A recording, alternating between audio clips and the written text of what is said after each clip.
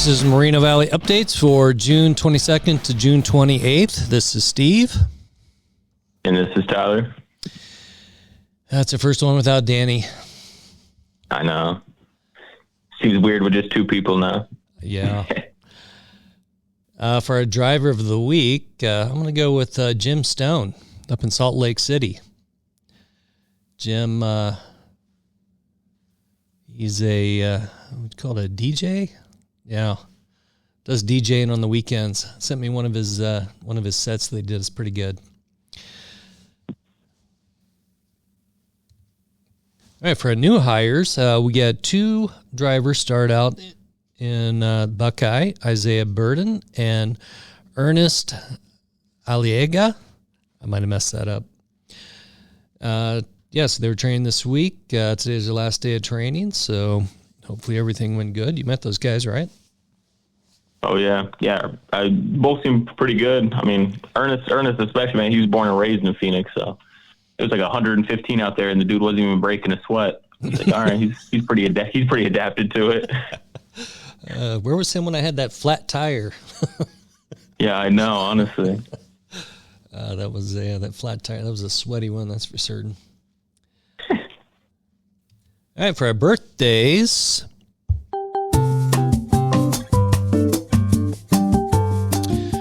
we have Doug White. Doug is in Eloy, June 25th. Alex Reyes. Alex is here in Moreno Valley, June 27th. And Curtis Paul in Las Vegas on June 28th. And when Curtis was here this week, he mentioned to me, he was like, don't forget my birthday. And also on June 28th, here in Moreno Valley, is Ismail Akmal. So see these guys, wish them a happy birthday. For our anniversaries this week, we don't have any. It's hard to believe in like all of the years of hiring here, nobody has an anniversary this week. So that is odd. It seems like everybody's usually starting during summer, especially in the hot areas. Yeah, there's some weeks there's like 5 and 6 people that have anniversaries, and yeah, so I guess the third week of it'd be the last week. The last week of June is just not a big week for hiring, I guess. Look at the weather for Los Angeles. What do we got? It's going to be probably fairly pleasant. High 70s, mid 80s. I'm sure in Moreno Valley it's going to be warm. Low chance of rain. For Las Vegas, what do we got here? Hot, very hot, 90s, over 100.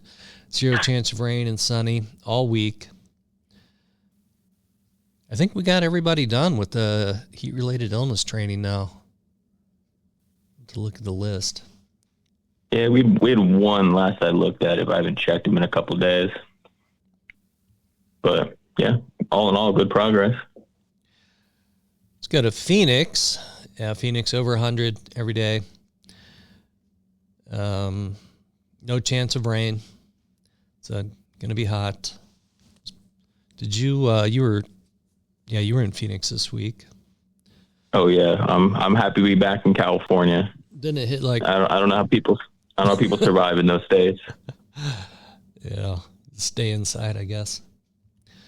Let's see, for Salt Lake City, Salt Lake, looks like it's going to be a little chilly beginning of the week, and then up into the 90s. Sunny, no chance of rain. So definitely very warm in Salt Lake. Also for Albuquerque, a little cooler. It looks like in the 80s during the week.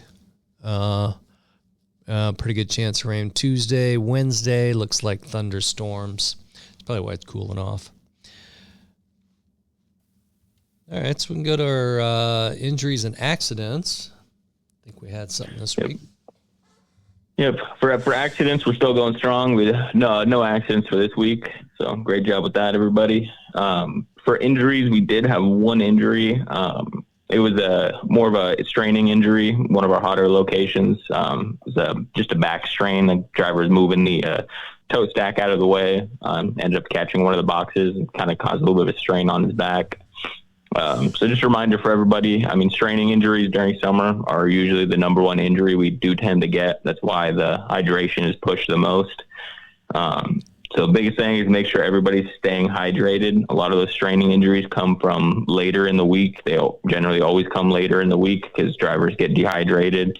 Then as they move product, once your muscles are dehydrated, you're more susceptible to straining injuries. I know nobody likes to do it, but I always recommend stretching a little bit. I mean, you guys do a physical job, even if it's just a light stretch before you start unloading, it'll go a long ways in not picking up those straining injuries during summer. Yeah, definitely. Stretching. It's not a lot of fun, but has benefits, a lot of benefits.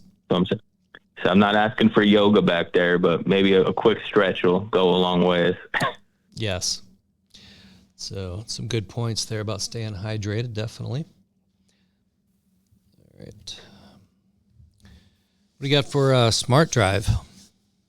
So for Smart Drive, our overall score actually went down 2 points this week. So we actually made a little bit of progress. We had some rough weeks the last 2 weeks. So hopefully we can keep trending the right direction, bringing it back down.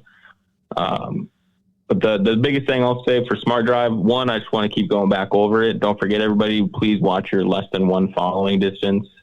I'm sure Steven does not want to have to get a million emails from me because now I have to send those all to operations as well. So please be cautious of the less than 1 second following distance. But for the bulk of the videos this week, we did see a tick up in the obstructed view and the smoking vaping. A lot of times they go hand in hand. So one, remember, you guys can't smoke in the trucks. You're allowed to smoke as soon as you get to your store, or if you're at one of the domiciles that's not the DC. But you can't smoke in the cabs. That includes smoking cigarettes and it includes vaping.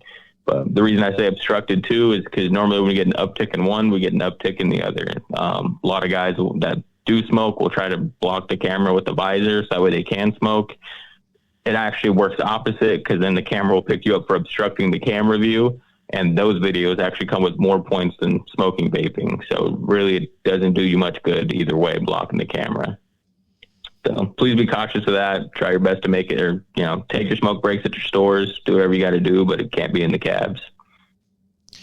Yeah. And the big thing with that is just the people that don't smoke and don't vape, as soon as they get in the truck, they can smell it. And they will immediately complain. So even though you may think it's going out the window, whatever, it's not. It's staying in the truck. Oh yeah, especially with the cigarettes. Usually the ash behind burns things in the cabs. Not to mention the smell that bothers people, especially if somebody, drivers that have asthma get in the truck and immediately are upset it smells like smoke, and it makes it hard for them to breathe. Yeah. All right, let's go to our announcements. Tyler sent out the email about the lock and seal. Walgreens sent communication to all the stores, basically saying that they need to check those seals. So you need to be putting the correct seals on. The issue with that is that's part of Walgreens' FDA license, having a chain of custody with those seal numbers verified. So, and this is the deal. If that's Walgreens' business, right? If they lose the FDA license, we're all out of business. So we have to follow this policy, and it's not policy. It's like kind of like the law, actually. It's not hard. And talking to a couple of people this week, they brought up a point. I'm not sure how this got out there, but we're kind of saying, well, if I'm waiting for the store to open up the door, and sometimes it's 30 minutes, 45 minutes, I want to get started. And someone was telling me that, I thought after 15 minutes, I could just open the door and get, starting to get set up. Unfortunately not. You got to leave that seal on there until somebody comes out and verifies that it is the correct seal. So, Definitely. And a big one too, even if you have swing doors, you got to wait for the store. So if you can't do your setup without it, just pull behind the store, ring the bell, and wait for them to come out and check it. Because swing doors tend to be the one we break the seals the quickest on, because obviously you want to open the doors before you do your final backup to the door. Yeah. Let's see here. We're going to look at some dates to do some safety lanes. We didn't come up with any yet, did we? I don't know. I'll put a look at a calendar this week. Yeah, basically probably July, August, September. Well, that's all I have for this week. Yep, and that's it for me. Have a good week.